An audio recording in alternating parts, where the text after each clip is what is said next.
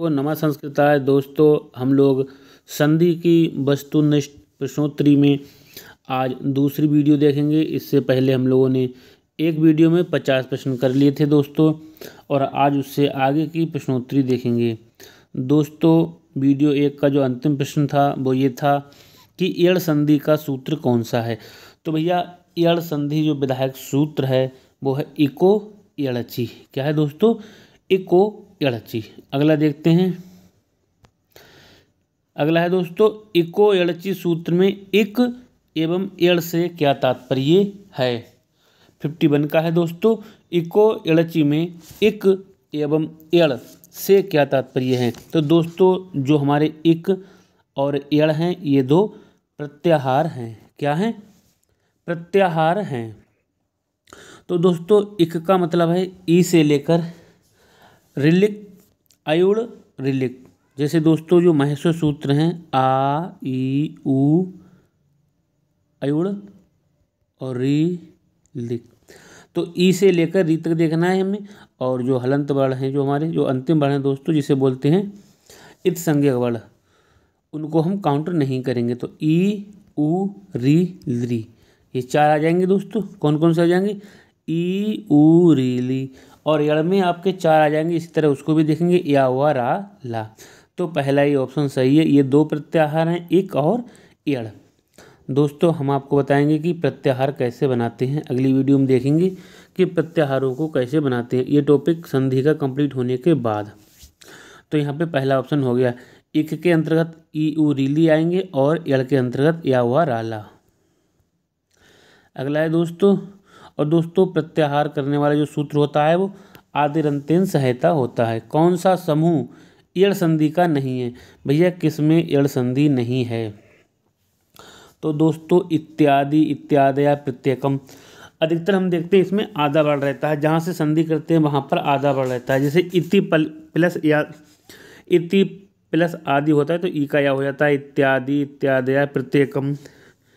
लाकृति, पित्राकृति, पित्राज्ञा, मध्वरी, गुरुवादेशा, धातंसा, ये सभी जो उदाहरण दोस्तों एड़ संधि के हैं। जबकि पंचायते, अत्रैव और मैवम ये जो है एड़ संधि के नहीं है। अगला है दोस्तों, अति प्लस अधिक। तो यहाँ पर ई है दोस्तों और यहाँ पर आ है। ई का यहाँ पर या हो गया और ता आधा हो गया, तो हो गया अत्यधिक। अति प्लस अधिक, अत्यधिक में कौन सी संधि? तो निश्चित रूप से दोस्तों यहाँ भी एड़ संधि का ही प्रयोग हुआ है, क्योंकि बीच में आधा अक्षर है, आधा ता हो गया है। अगला है दोस्तों, यदि प्लस अपि। तो यहाँ पर भी ई का या हो गया है और दा और या मिलकर द्या हो गया यद्यपि। इसमें किस सूत्र से संधि हुई है? सूत्र पूछा गया, संधि पूछता तो एड़ संधि। और एड़ संधि जो विधायक सूत्र है वो इको एड़ची है। क्या है? इको एड़ची है। अगला देखते हैं दोस्तों। अगला भैया, एड़ संधि का जो उदाहरण नहीं है, कौन सा नहीं है? 55 का देखते हैं जो एड़ संधि का नहीं है। नदी प्लस ऊर्मी, तो ई का या हो गया है और द्या हो गया है नद्यूर्मी। नदी प्लस ऊर्मी, नद्यूर्मी। अति प्लस उत्तम, अत्युत्तम। ई का या हो गया है और ऊ की मात्रा होगी त्यू, अत्युत्तम। ऐसे ही आपका सु प्लस आगतम, तो ऊ का वा हो गया तो सादा हो गया, स्वागतम हो गया। तत्र प्लस एव, तत्रैव, ये जो है एड़ का उदाहरण नहीं है दोस्तों। अगला है, अयादि संधि करने वाला सूत्र पूछा गया भैया।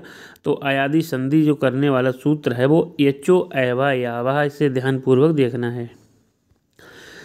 अगला है दोस्तों, ए, ओ, ए, औ के बाद यदि कोई स्वर वर्ण आए, अर्थात इन 4 वर्णों के बाद कोई भी स्वर वर्ण आए तो ए, ओ के स्थान पर क्रमशः आदेश होगा। क्या हो जाएगा भैया? देखो, ए का हो जाएगा ए, ओ का हो जाएगा अब, ए का हो जाएगा आय और औ का हो जाएगा आब। तो ये पहला ही ऑप्शन हमारा सही है। अगला देखते हैं भैया। अगला पूछा गया, निम्न में अयादि संधि का उदाहरण कौन सा नहीं है? अयादि संधि करने वाला सूत्र एचो, एवा, यावा होता है। और तो यहाँ पर अब, आब और आय आय की बीच में ध्वनि होती है। पवनम शयनम भवनम श्रवणम लवणम। कवय हरय मुनय गुरवे साधवे विषणवे। तो ये दोस्तों जो शब्द दिए हुए हैं सभी चतुर्थी विभक्ति में है, तो निश्चित रूप से ये अयादी के उदाहरण हैं। और पवन शयन नयन ये भी सब हैं अयादी के। और भावुका, उका आ रहा है दोस्तों, भावुका गायका पावन पावक शायक। तो दोस्तों ये भी जो हैं अयादी के हैं। जबकि लादेशा मात्राज्ञा अन्वया शतीव ये जो है अयादी के नहीं है। अगला है दोस्तों पो प्लस इत्रम पवित्रम। यहाँ पर ओ का दोस्तों क्या हुआ है, ओ का अब हुआ है, तो यहाँ पर क्या हो जाएगा दोस्तों, क्या हो गया है, तो यहाँ पर पा हलंत वाला रह गया तो पा हो गया। और यहीं पे मात्रा लगी छोटी की, यहाँ पर मात्रा पवित्रम हो गया। पो प्लस इत्रम पवित्रम। किस सूत्र से संधि हुई है पवित्रम में दोस्तों, पो प्लस इत्रम पवित्रम में किस सूत्र से संधि हुई है। तो यहाँ पर भी निश्चित रूप से हमारा एचो अयवाई सूत्र लगता है, अयादी संधि संपन्न होती है।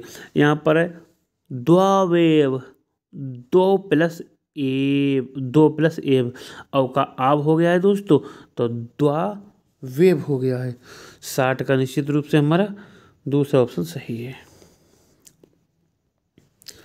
अगला देखेंगे दोस्तों, यहाँ पर है बालकौ प्लस अपी। तो अव है दोस्तों, अव का क्या हो जाएगा आब, बालकावपी, बालकौ प्लस अपी बालकावपी। कौन सी संधि है, अव का आब हुआ है, निश्चित रूप से अयादी संधि का ही प्रयोग किया गया है दोस्तों। 61 का आपका जो दूसरा ऑप्शन सही है। अगला है स्वर संधि में अय होता है, तो ए के बाद कोई असमान वर्ण आता है तो ए का अय हो जाता है, पहला ही ऑप्शन सही है। अगला है ओ के बाद यदि कोई स्वर आता है तो ओ के स्थान पर क्या होगा, तो ओ का अब हो जाएगा, ओ का अब हो जाएगा।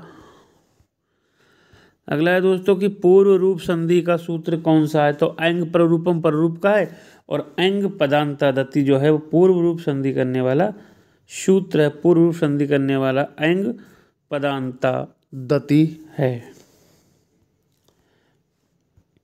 करा है जब पदांत ए या ओ के बाद ह्रस्व आ या ह्रस्व आ आए तो आ को क्या हो जाएगा दोस्तों, जब पदांत ए ओ के बाद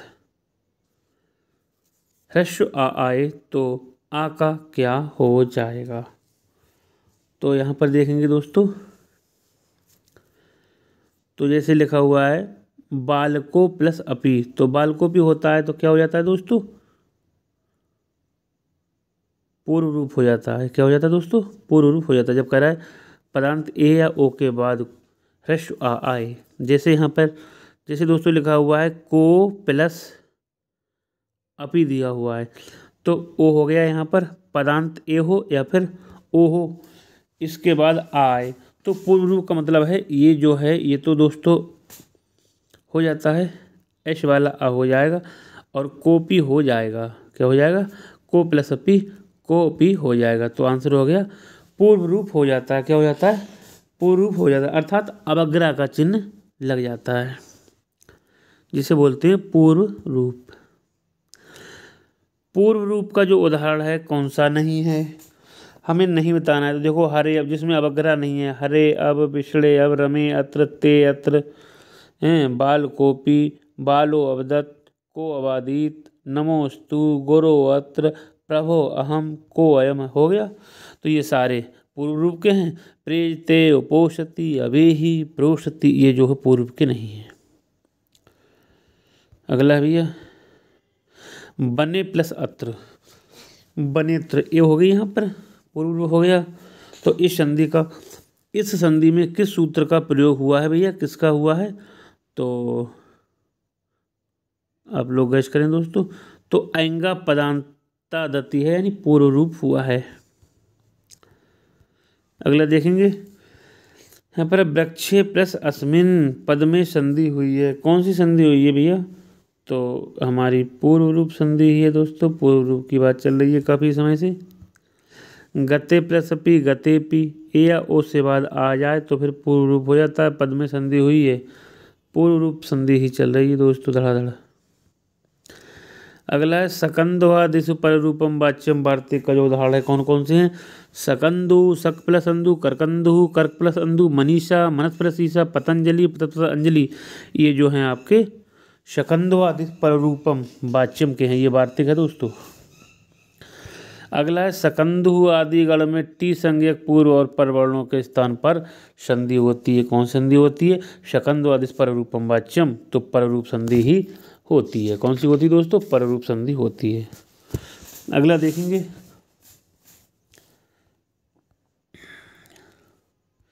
यहाँ पर कह रहा है पररूप संधि करने वाला सूत्र कौन सा होता है।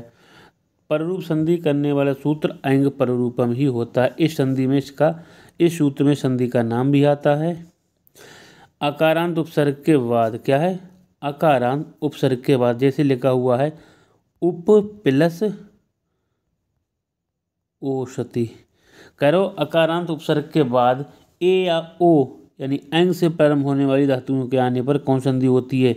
तो दोस्ती कौन संधि हो जाएगी, इसको हम कैसे पहचानेंगे। अगर दोस्तों उप में यहाँ पर आ है पा में, अगर आ जो पहले है तो पररूप संधि है और वाद में है तो पूर्व रूप संधि, तो ये पररूप संधि होनी चाहिए दोस्तों। तो 73 का आपका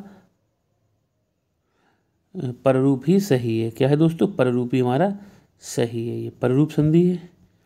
अगला है पररूप संधि का उदाहरण देखते हैं। प्रा प्लस एजते प्रेजते, प्रा प्लस एजते प्रेजते, उप प्लस ओसति उपोसति, अब प्लस एही अबेही। तो ये दोस्तों तीनों उदाहरण जो हैं पररूप के ही हैं। किसके हैं? पररूप के हैं। अगला देखते हैं, प्रा प्लस एजते प्रेजते किस सूत्र का उदाहरण? भी सूत्र पूछा गया है। तो हमारी संधि प्रा में छोटा आ है, आ पहले है तो पररूप हो जाएगी। पररूप संधि है, ऐंग पररूपम सूत्र भी है इसका। तो यहाँ पर 75 का जो पहला ही ऑप्शन सही आएंगे पररूपम।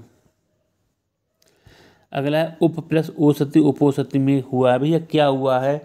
उप प्लस ओसति में देखो यहाँ पर पहले आ है बाद में ओ है, तो क्या यहाँ पर पररूप हुआ है? क्या हुआ है दोस्तों? क्षेत्र का पररूप हुआ है। पहला ही ऑप्शन सही है। अगला देखेंगे, कह रहा है प्रकृति भाव संधि करने वाला सूत्र कौन सा है।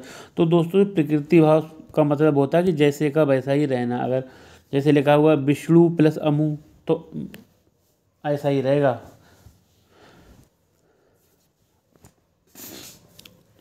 प्रकृति भाव संधि करने वाला सूत्र कौन सा है? तो पिलुत प्रग्रह अचिनित्यम।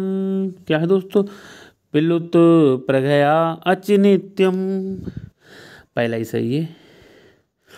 और यहाँ पर प्रकृति भाव का क्या अर्थ है, जैसा कि हम बता भी चुके हैं। प्रकृति भाव का अर्थ होता है कोई भी संधि का ना होना, बिल्कुल सही है, और ज्यों का त्यों रहना, दोनों बातें बोल सकते हैं, इसलिए ए भी सही है। अगला है प्रकृति भाव का उदाहरण कौन सा है। हरि एतौ, विष्णु इमो, गंगे अमु, ये प्रकृति भाव के उदाहरण हैं। किसके हैं? प्रकृति भाव के उदाहरण हैं दोस्तों। प्रकृति भाव का मतलब है जैसे का तैसा रहना। भानु प्लस एतो, भानु एतो, देखो दोस्तों वैसा ही रहा है। भानु प्लस एतो, भानु एतो, यहाँ प्रकृति भाव संधि किस सूत्र से हुई है? तो दोस्तों हम आपको बता भी चुके हैं, जो प्रकृति भाव संधि का जो सूत्र है वो है पिलुत प्रग्रह अचिनित्यम, यहाँ पर यही सूत्र है दोस्तों। इह इंद्रा उह उमेशा में संधि है तो प्रकृति भाव संधि, यहाँ पर कोई संधि का प्रयोग नहीं किया गया, अर्थात बोल सकते हैं कि प्रकृति भाव संधि हुई है। देखो दोस्तों यहाँ पर लते प्लस एते, लते लता लते लता, ये द्वितीय व्यक्ति का है, प्रथमा द्वितीय व्यक्ति का दो वचन है दोस्तों। लते प्लस एते, यहाँ पर संधि करने पर क्या बनेगा? तो लते एते ही रहेगा, इसलिए चौथा ऑप्शन सही है। और भी प्रश्न है दोस्तों, 100 तक देखेंगे आज। यहाँ पर प्रकृति भाव शब्द का क्या अर्थ होता है? संधि का अभाव अर्थात संधि का ना होना, तो यही सही है, हमारा संधि होगी ही नहीं। अगला है हरि इह, यहाँ संधि पद क्या हो जाएगा? तो दोस्तों हरि हरि हरया, तो ये प्रथमा और द्वितीया का द्विवचन है, तो यहाँ पर ईकारांत है, एकारांत है, ये जो है प्रकृति भाव के लिए उदाहरण स्वरूप होते हैं। हरि प्लस ई, यहाँ संधि पद क्या हो जाएगा, तो ऐसा ही रहेगा, हरि ई ही। अगला है गंगे अमू विष्णु इमो पदों की सिद्धि करने वाला सूत्र कौन सा है दोस्तों, तो यहाँ पर हमको देखना है दोस्तों 85 का, तो इसका राइट आंसर हो जाएगा प्लुत प्रग्रह अचि नित्यम। यही सिद्ध करते हैं। प्रकृति भाव का जो उदाहरण है कौन सा है दोस्तों, तो अमी ईशा अर्थात अदस के जो प्रथम द्वितीय के रूप हैं वो इसी के उदाहरण है। अमी ईशा जो है प्रकृति भाव का उदाहरण है। अगला है सुमेलित नहीं है। देखो अका सबरले दीर्घा, ये दीर्घ संधि करने वाला सूत्र है। आद गुढ़ा गुड़ संधि करने वाला है। वृद्ध और यचो एवा यावा ये अयादि का है, तो वृद्धि संधि करने वाला सूत्र वृद्धि रेची होता है, ना कि वृद्धरा दैज। वृद्धरा दैज जो होता है वो वृद्धि संज्ञा करने वाला सूत्र होता है, वृद्धि संधि करने वाला नहीं होता है। अगला है सुमेलित नहीं है। इको एड़ची एड़ संधि सही है। वृद्धि रेची वृद्धि संधि सही है। ऐंग पदांतरति सही है पूर्व संधि, और ऐंग प्ररूपम प्ररूप है, लेकिन आद गुणा का नहीं है दोस्तों। जो प्रकृति भाव है वो आद गुणा का नहीं है, गुण संधि का है आद गुणा, तो यही हमारा गलत है, यही सही है। अगला है व्यंजन संधि के अंतर्गत सूत्रों की गणना नहीं होती है। स्तोह सचुना सचु, इष्टुना शटु, और झलाम जसोअंते झलाम जस जसी, तोरली खरिचा मोनुस्वारा व पदांतस्य प्रत्यय भाषायाम नित्यम। ये सभी जो उदाहरण हैं वो किसके हैं दोस्तों, ये सभी उदाहरण जो व्यंजन संधि के हैं। और रोरी हसिचा सा जस सा सजसो रू, ये जो विसर्ग संधि करने वाले हैं, यही आंसर हो गया हमारा। अगला इष्युत संधि का सूत्र कौन सा है। इष्युत संधि करने वाला सूत्र स्तोह सचुना सचु है। इसका अर्थ ये होता है दोस्तों, यदि शकारांत और तवर्ग के बाद शकारांत चवर्ग आता है तो इसके स्थान पर यही हो जाते हैं, तो इसका स्तोह सचुना सचु है। अगला इष्युत संधि का जो उदाहरण नहीं है कौन सा नहीं है। कश्चित हरिष्यते रामश्यते सच्चित याच्या विद्वान जयति बृहज्जरा उच्चारण उज्ज्वला सज्जना सारिंगंजया, ये सभी जो हैं वो इष्युत किसके हैं, इष्युत संधि के हैं। जबकि रामष्टिकते तट्टिका पेष्टा दुष्टा, ये जो इष्टुत संधि के हैं। अगला है दोस्तों रामस प्लस चुनौती। रामस चुनौती किस सूत्र से संधि हुई है, तो यहाँ पर स्तोह सचुना सचु से हुई है। अगला है दोस्तों शकार का, देखो शकार का शकार से एक होने पर क्या होता है, अर्थात इस शा के बाद ये शा आता है। फिर से देखते हैं दोस्तों, इस शा के बाद ये शा आता है तो क्या होता है, तो भैया इस शा को तकार हो जाएगा या शा को चकार हो जाएगा या शा को शकार हो जाता है। तो 93 का तीसरा ऑप्शन सही है, शकार का शकार हो जाता है।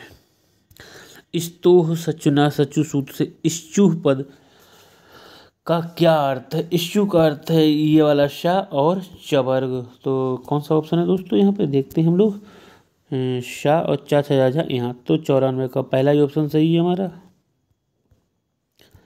स्तोह सचुना सचु सूत्र के अनुसार इश्चुत संधि में कौन सा उदाहरण सही है।